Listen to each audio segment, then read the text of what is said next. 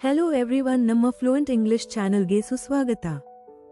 ಇವತ್ತು ನಾವು helping verb ಆದ ಆರ್ ನ ಬಗ್ಗೆ ಕಲಿಯೋಣ. ಆರ್ ಟು ಬಿ ಯ ರೂಪವಾಗಿದೆ. ಆರ್ ಎಲ್ಲಿ ಉಪಯೋಗಿಸಲಾಗುವುದು ಎಂದು ನೋಡೋಣ.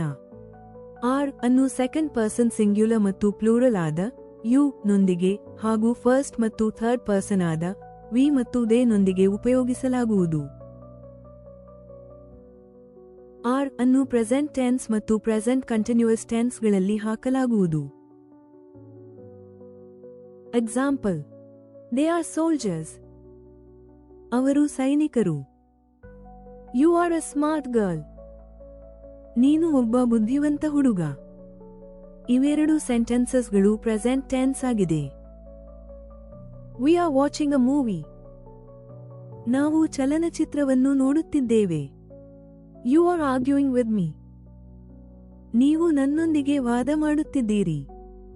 ಇವೆರಡು ಸೆಂಟೆನ್ಸ್ಗಳು ಪ್ರೆಸೆಂಟ್ ಕಂಟಿನ್ಯೂಯಸ್ ಟೆನ್ಸ್ ಆಗಿದೆ.